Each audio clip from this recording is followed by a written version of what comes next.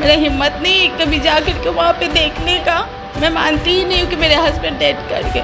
बस मैं एकदम सामने, वो मैं मारना है मार दे, मैं डरूंगी नहीं कभी। मेरे नंदोसी कई बार मेरे साथ गलत करने का कोशिश की है। इसमें 100% मेरे ससुर जी का मिली भगत रहता था कि वो नहीं। आप देख रहे हैं number 1 digital news channel TD news, सच्ची और बड़ी खबर। नमस्कार, टीडी न्यूज़ देख रहे हैं आप। मैं हूं आपके साथ प्रतिभा सिंह। पूर्व मंत्री रामेश्वर सहनी की पुत्रवधू विभा सहनी जी हैं हमारे साथ। 2 बच्चियों के साथ हैं। इन पे लगातार आरोप इनके जो ससुर हैं वो लगा रहे हैं। आइए इन्हीं से बातचीत करते हैं और जानते हैं कि क्या कुछ समस्या है। टीडी न्यूज़ में स्वागत है मैम आपका। मैं विभा सहनी। मेरी आप लोग से दरख्वास्त है कि मुझ पे जो ये बेबुनियाद इल्ज़ाम लगाया जा रहा है सरासर झूठ है, और मैं चाहती हूँ कि मेरे बच्चों के साथ मुझे न्याय मिले। जो सम्मान हर बहू को होना चाहिए वो मुझे मिले। मैं वही अच्छे से रहना चाहती हूँ अपने घर में अधिकार के साथ। जो आपके ससुर है वो किस तरह का आरोप लगा रहे हैं मैम आप पे? मेरे पे बेबुनियाद आरोप लगा रहे हैं कि मैंने ही अपने हस्बैंड का मर्डर करवाया है। क्या उस समय आप कहाँ थे? 8 साल पहले जब मेरे हस्बैंड की डेथ हुई तो उस समय ना आपको केस करना चाहिए मेरे पे या मेरे भाई पे।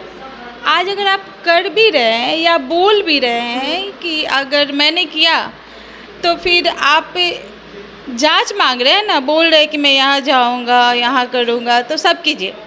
मैं 100% अपने तरफ से दे रही हूँ कि आपको जो करना है कीजिए। तो लगातार आप इंसाफ के लिए गुहार लगा रही हैं मीडिया के सामने, तो आगे क्या कुछ प्लानिंग करेंगी आप? आगे का मुझे तो कुछ नहीं पता, इसलिए कि मुझे तो हर रोज़ अब डर डर के जीना पड़ रहा है, क्योंकि आज भी वो सत्ता में है, आज भी पावर है, आज भी उनके पास पैसा है, रुतबा है और प्रतिष्ठित आदमी है। तो मैं तो इसलिए सामने आई हूँ ना कि मुझे न्याय मिले, मेरे बच्चे का न्याय मिले। लेकिन आज भी मुझे डर लगता है कि वो मेरे साथ, मेरे बच्चों के साथ कुछ करवा ना दे। मैम उनके द्वारा कुछ आपको धमकाया जाता है क्या? मैं गई थी, घर गई थी, तब मुझे धमकी देकर निकाल दिया गया था कि आगे से घर पे आओगी तो मैं मरवा दूंगा। मेरा छोटा वाला देवर जो आज जेल में है वो भी हमको धमकी दिया था। तो आप घर से बाहर कितना दिन से रह रही हैं और कितना दिन से आपको निकाला गया है? मेरे हस्बैंड लेकर के आए थे रेंट में साथ में 2007 में, और 14 तक ही मेरे साथ में ही थे। जब वो डेट किए तो 1 महीने बाद हमें पता चला कि मेरे हस्बैंड डेट कर गए हैं। तो मेरे भाई लेकर के हमको साथ में बच्चों के साथ लेके गया, लेकिन वहाँ घर के अंदर कोई जाने नहीं दिया। फिर मम्मी बोली कि लेकर के आ जाओ उसको यहीं। तब से मैं मम्मी के साथ ही हूँ। मैम आपके जब हस्बैंड डेट किए थे तो आप अपने हस्बैंड से 1 महीने के बाद आपको पता चला?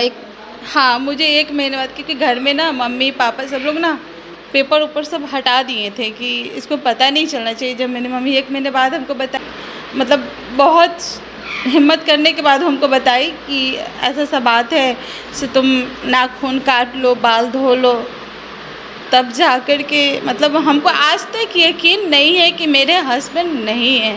इस चीज़ को बस भरवली हम समझते हैं कि मेरे हस्बैंड नहीं है। मेरे पे जहाँ पे उनका स्मारक है, मेरा हिम्मत नहीं कभी जा कर के वहाँ पे देखने का। मैं नहीं जाती हूँ वहाँ पे, ये लोग गई है, लेकिन मैं हिम्मत नहीं किया कि मैं मानती ही नहीं हूँ कि मेरे हस्बैंड डेथ कर गए। बस मैम इंसाफ के लिए आप कोर्ट में जाएंगी और थाने में जाएंगी? हाँ, मैं जाऊँगी इंसाफ के लिए। मैं जाऊँगी, नीतीश जी से भी जाऊँगी गुहार लगाने के लिए। मैं तेजस्वी जी के पास भी जाऊँगी कि मुझे न्याय चाहिए और मुझे अपनाया जाए उस घर में। जिस तरीके से सब बहू रह रही है, मुझे भी उस घर में रहना है इज्जत के साथ। मैं जाऊंगी, सुरक्षा के साथ जाऊंगी, क्योंकि मुझे डर है कि मैं जाऊंगी भी तो वो लोग मेरे साथ जो पहले मेरे हस्बैंड के होते हुए अत्याचार करते थे, हो सकता है कि जाने के बाद नहीं रहने के बाद वो तो कुछ ज़्यादा ही करेंगे ना। क्या वो भी नहीं है मेरे साथ? मैम इसके पहले आप घर में गई हैं और आपको घर से निकाल दिया गया है। कब गई थी मैम इसके पहले? हस्बैंड की डेथ होने के बाद मैं गई थी। 1-1.5 महीना हो गया था, उसके बाद हिम्मत करते करते मैं गई। फिर उसके बाद राजा बाज़ार भी गई। इसके शादी के टाइम भी मैं गई 19 के टाइम में, इसको लेकर के कि शायद इसके वजह से भी ससुर जी मेरे मान जाए कि चलो अच्छे से बेटी को परवरिश की और अच्छे घर में शादी कर रही है। हम ये सोच के कि खुश होकर के हम गए कि मान जाएंगे वो, लेकिन नहीं। फ़ोन पे हम एक बार बोली सिमी कि लास्ट टाइम मम्मी एक बार हम बात कर लेते दादाजी को कि दादाजी मेरा शादी हो रहा है, लेकिन अब इसी से पूछिए इसके दादाजी इसको क्या बोले। पुलिस प्रशासन से आपको मैम सुरक्षा के लिए मांग करेंगी? हाँ, मुझे तो डर है इस बात का कि वो मेरे साथ कुछ भी करवा सकते हैं, कुछ भी। बिहार सरकार से क्या मांगे कर रही हैं अभी आप? मैं क्या मांग करूँ, बस यही मांग सकती हूँ कि मुझे न्याय मिले, और क्या मांगूँ मैं।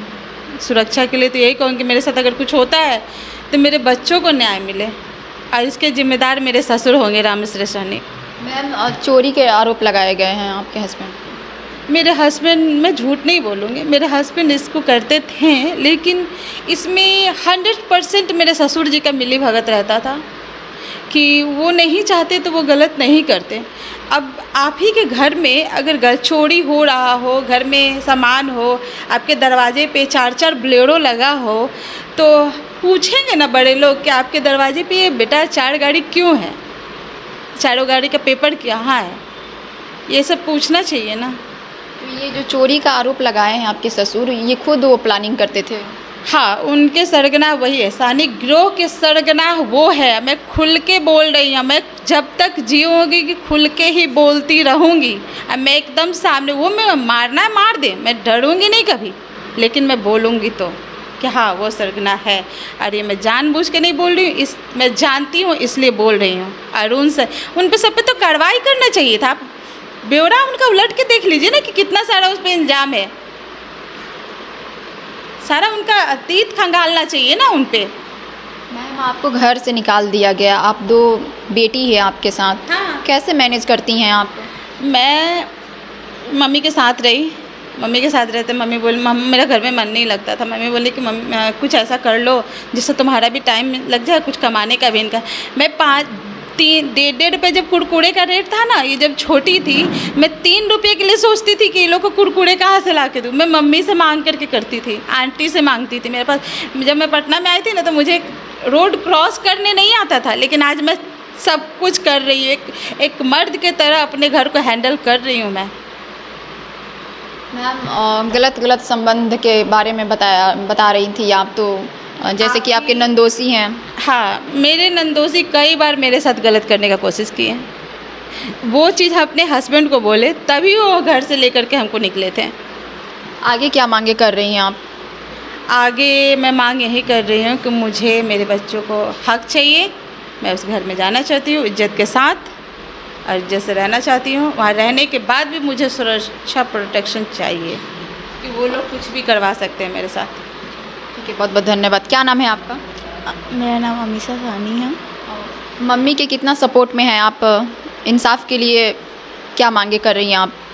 मम्मी का 100% सपोर्ट कर रहे हैं, और अभी हमेशा करते रहेंगे, आगे करते रहेंगे।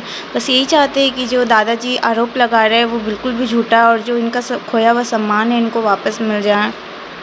जो भी वो कर रहे हैं बिल्कुल गलत है।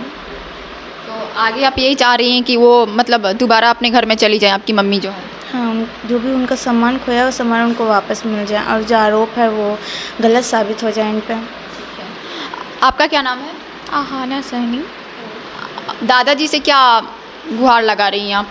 बस कि सारे फैमिली हम लोग साथ रहे, और ये जो झूठा आरोप लगा रहे हैं वो क्यों लगा रहे हैं, और ये जो डेथ का बात है, पापा की डेथ वगैरह, वो मम्मी नहीं करवाई है, वो भी जानते कि कौन करवाया, कैसे हुआ। तो ये सब झूठा आरोप ना लगाएं, और कि मम्मी का सपोर्ट अब वापस हम लोग सब साथ में रहें। बचपन से आप कभी उस घर में रही हैं कि नहीं? नहीं, बहुत छोटी थी मैं उस टाइम, मेरे को याद भी नहीं है। कभी आप घर नहीं गई हैं? नहीं। तो जैसा कि आपने देखा, रामेश्वर सहनी जो है मंत्री, उनकी जो बहू है विभा सहनी, वो लगातार इंसाफ के लिए मीडिया के सामने गुहार लगा रही हैं। अब देखने वाली बात ये है कि उनको इंसाफ मिलेगा कि नहीं मिलेगा, ये तो आने वाला वक्त ही बताएगा। अगर हमारे वीडियो को आप यूट्यूब पर देख रहे हैं तो हमारे चैनल को सब्सक्राइब और वीडियो को लाइक करें। अगर फेसबुक पेज पर देख रहे हैं तो हमारे पेज को लाइक और फॉलो करें। धन्यवाद।